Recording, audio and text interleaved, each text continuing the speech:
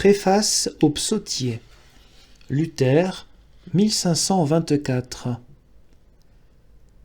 Nombreux sont les saints-pères qui ont tout particulièrement loué et aimé le Psautier, de préférence à d'autres livres de l'Écriture. L'œuvre, il est vrai, suffit à faire l'éloge de l'artisan.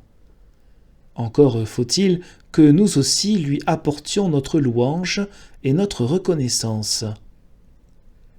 On a, dans les années écoulées, répandu une très grande quantité de légendes, de saints et de passionnaires, de livres d'exemples et de récits, et on a rempli le monde à tel point que le psautier s'est trouvé relégué en une obscurité si profonde qu'on ne comprenait plus correctement un seul psaume. Il exhalait néanmoins un parfum d'une telle suavité et d'une telle distinction que tous les cœurs dévots puisaient recueillement et force en ces textes non compris, et que, pour cette raison, ils chérissaient ce petit livre. Quant à moi, j'estime qu'il n'y a jamais eu et qu'il ne pourra jamais y avoir sur la terre de livres d'exemples ou de légendes des saints qui surpassent en distinction le psautier. Et si l'on souhaitait voir choisir, réunir et éditer d'excellente manière ce que tous les exemples, légendes et récits contiennent de meilleur, il ne saurait rien en sortir d'autre que l'actuel psautier. Dans ce livre, en effet, nous ne trouvons pas seulement ce qu'un ou deux saints ont fait, mais ce que le chef même de tous les saints a fait, et que tous les saints font encore. Nous y voyons quelle attitude ils prennent envers Dieu et les hommes, amis et ennemis, et quelle conduite ils tiennent dans tous les périls et les souffrances. De plus, le psautier renferme toutes sortes d'enseignements divins salutaires. Le psautier devrait déjà nous être précieux et cher pour cette seule raison qu'il annonce très clairement la mort et la résurrection du Christ, et qu'il figure son royaume et l'état et la vie de la chrétienté tout entière. Il mériterait pour cela le titre de Petite Bible, renfermant en un très beau et très bref résumé tout le contenu de la Bible, transformé et converti en un magnifique enchiridion ou manuel. J'estime que le Saint-Esprit a voulu se charger lui-même de la peine et composer une brève Bible et un livre d'exemples concernant toute la chrétienté ou tous les saints, afin que, si quelqu'un était dans l'impossibilité de lire la Bible entière, il possédât néanmoins dans le psautier presque toute la somme de l'Écriture, résumée en un petit livret. Plus encore, l'éminente vertu et le caractère propre du psautier consistent en ceci. D'autres livres font, certes, grand bruit au sujet des œuvres des saints, mais ils ne disent presque rien de leurs paroles. Sur ce point, le psautier est une merveille, et c'est pour cela que sa lecture exhale un si bon et si doux parfum. Il rapporte non seulement les œuvres des saints, mais aussi leurs paroles. Il dit comment ils ont parlé avec Dieu et prié, et comment ils parlent et prient encore. Quand on compare les autres légendes et exemples avec le psautier, ceux-là ne nous présentent guère que des saints muets, tandis que le psautier imprime en nous l'image de saints pleins de vigueur et de vie. De fait, en comparaison d'un homme doué de parole, un muet ne peut guère être considéré que comme un homme à demi-mort.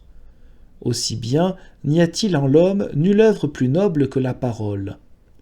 C'est par la parole que l'homme se différencie le plus d'autres animaux, plus que par l'apparence physique ou par d'autres œuvres.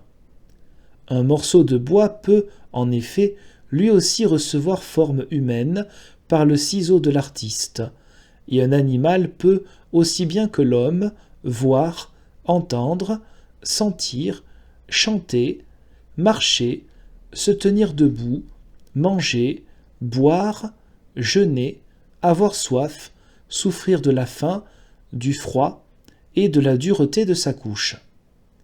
Le psautier fait plus encore.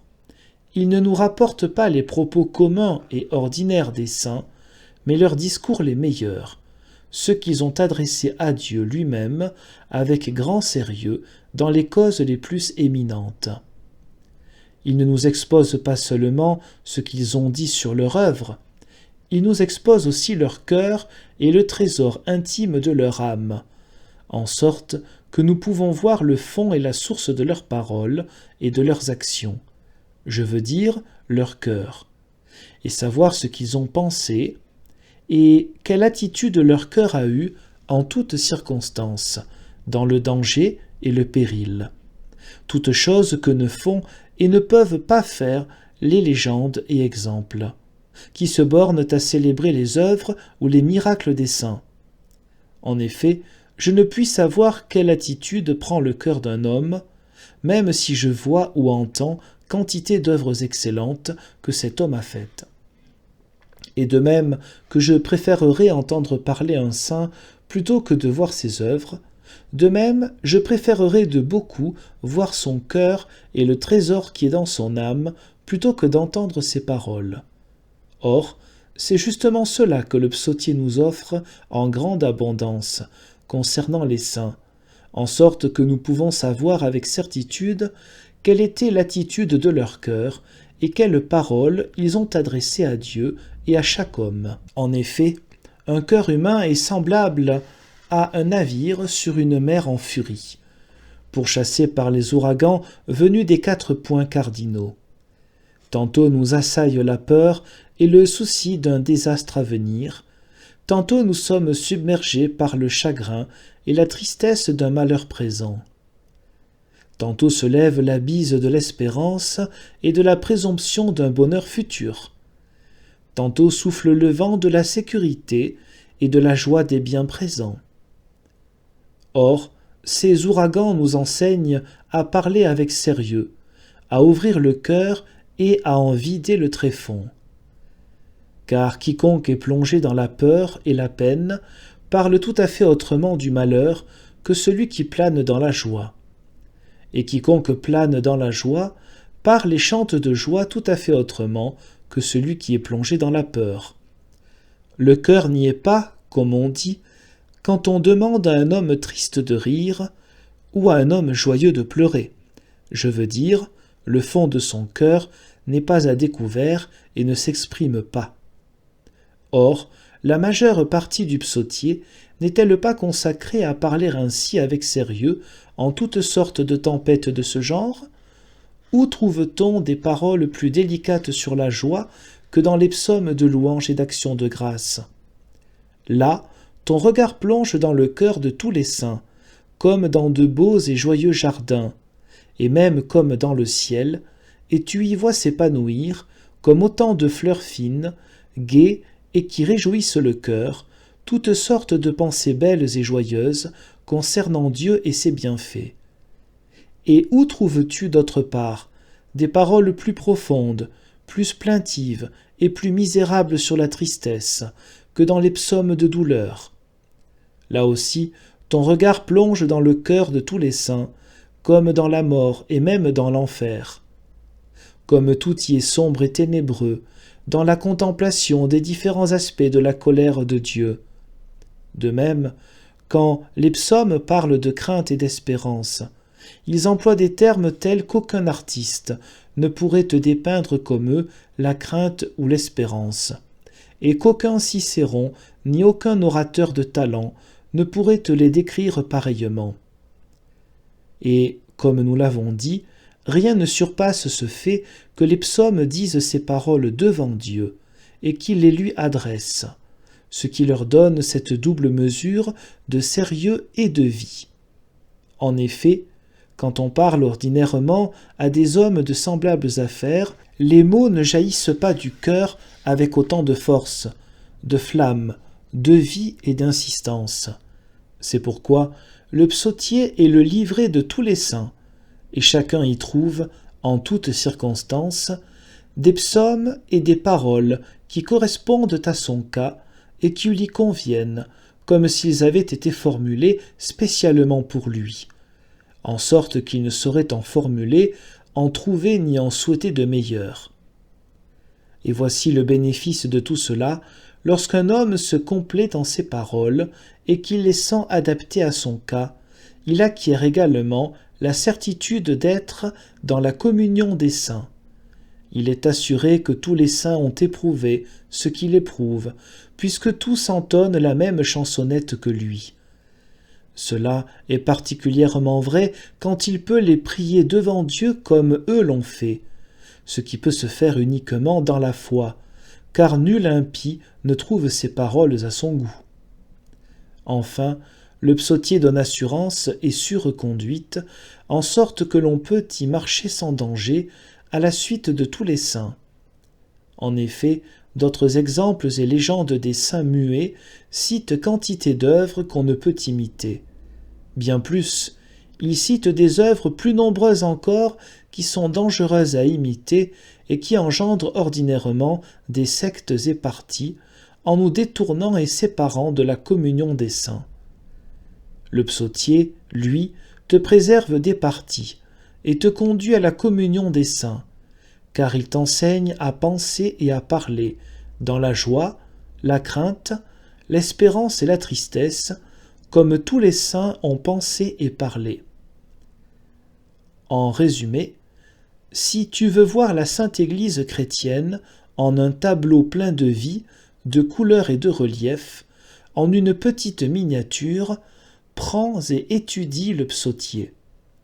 En lui, tu possèdes un excellent miroir, clair et pur, qui te montrera ce qu'est la chrétienté. En vérité, tu t'y découvriras toi-même, tu y trouveras le véritable Gnotis Eoton, connais-toi toi-même, ainsi que Dieu lui-même et toutes les créatures. C'est pourquoi prenons garde aussi de remercier Dieu pour ses biens ineffables et de les accepter, de les employer et de les utiliser avec zèle et sérieux, à la louange et à la gloire de Dieu, pour que notre ingratitude n'attire pas sur nous de pires malheurs. Naguère, en effet, au temps de l'obscurité, quel prix on aurait dû attacher au fait que quelqu'un pût comprendre correctement, lire et entendre un seul psaume en allemand intelligible, et pourtant on était privé de ce trésor. Maintenant, par contre, heureux les yeux qui voient ce que nous voyons, et les oreilles qui entendent ce que nous entendons.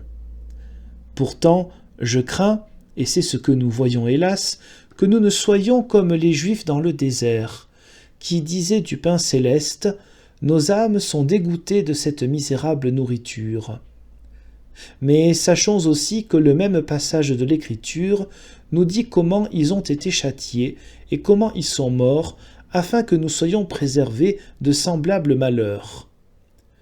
Que le Père de toute grâce et miséricorde nous assiste par Jésus-Christ notre Seigneur. À lui soit louange et action de grâce, honneur et gloire pour ce psautier allemand et pour tous ses bienfaits innombrables et ineffables pour l'éternité. Amen, Amen.